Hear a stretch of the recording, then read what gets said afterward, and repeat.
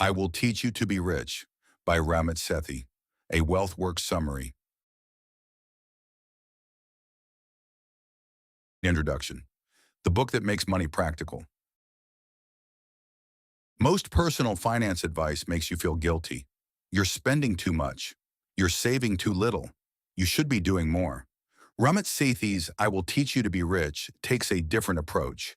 It is blunt, specific, and surprisingly funny. It is aimed at people in their 20s and 30s who want to get their financial lives under control without spending every weekend reading spreadsheets. The book's central premise: the big wins matter more than the small ones. Stop obsessing over cutting lattes. Automate the things that matter most: savings, investing, debt repayment, and then live your life without guilt. This summary covers Sethi's 6-week program for building a rich life. Not just financially, but on your own terms.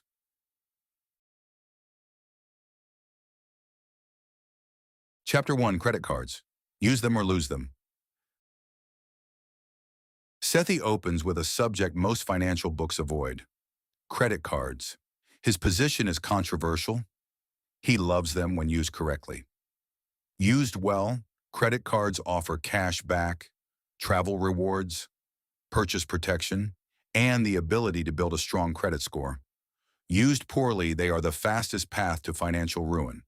His rules for credit cards: pay the full balance every single month, not the minimum, not most of it, all of it. Automate this payment so it never requires willpower. Negotiate down your interest rate if you carry a balance.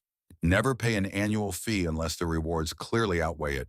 He also devotes significant attention to credit scores, how they work, why they matter, and the simple steps that raise them over time.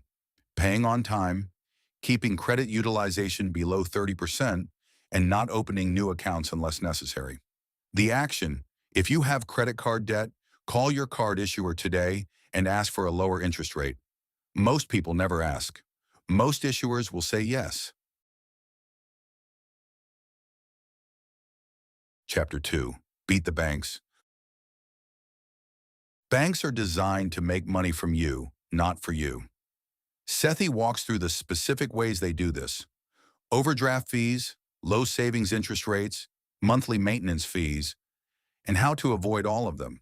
His solution: use 2 accounts: a no-fee checking account at a large bank for everyday spending, a high-yield savings account, ideally at an online bank, for savings. Online banks consistently offer interest rates many times higher than traditional banks because they have lower overhead. He also introduces the concept of sub-accounts, naming specific savings accounts for specific goals.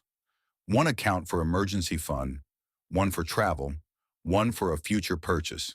Seeing the money earmarked for a purpose makes it psychologically harder to spend it casually. The action: if you are earning less than 2% interest on your savings, open a high-yield savings account today. The interest difference over 5 years is significant. Chapter 3: Get Ready to Invest. Sethi is emphatic on one point: most people should not try to pick stocks. Most professional fund managers cannot beat the market consistently. Individual investors, with less information and less time, do even worse. His recommendation is index funds, low-cost funds that track the entire market rather than attempting to beat it. The evidence is clear. A simple portfolio of low-cost index funds outperforms the average actively managed fund over any extended period, largely because of lower fees. He walks through the specific accounts to use: a workplace pension up to the employer match, then an individual savings account or Roth IRA, then a standard brokerage account. The principle is to use tax-advantaged accounts first, always. The action: if your employer offers a pension match and you are not taking the full match, you are leaving free money on the table. Fix this first before any other financial step.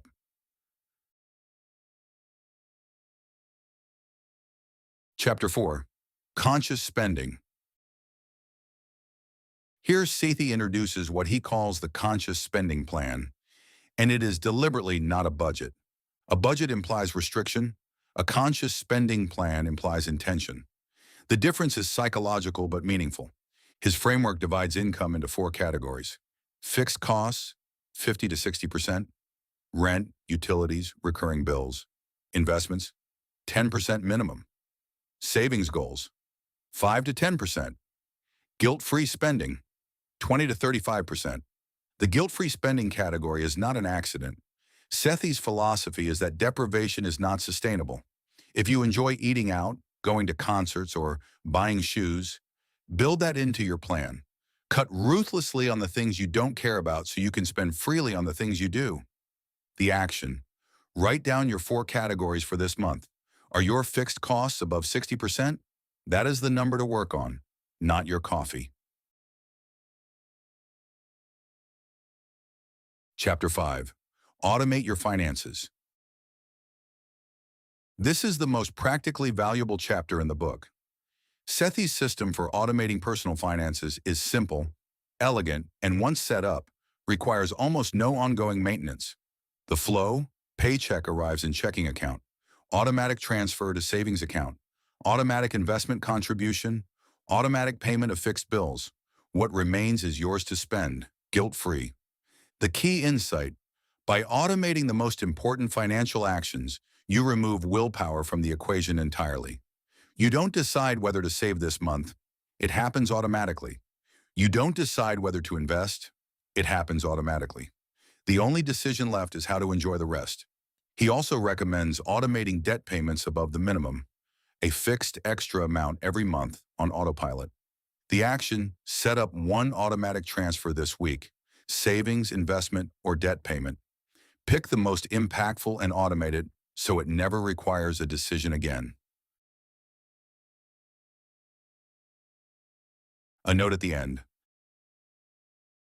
I Will Teach You to Be Rich is ultimately a book about designing a financial life you can actually live, not one that requires constant sacrifice and discipline. Ramit Sethi's core message: stop trying to be perfect with money and start being consistent. Automate the big wins. Spend freely on what you love. Ignore the noise. The rich life is not about having the most money. It is about spending money on the things that matter to you, and not spending it on the things that don't. This has been WealthWorks. If this was useful, subscribe. There is more where this came from.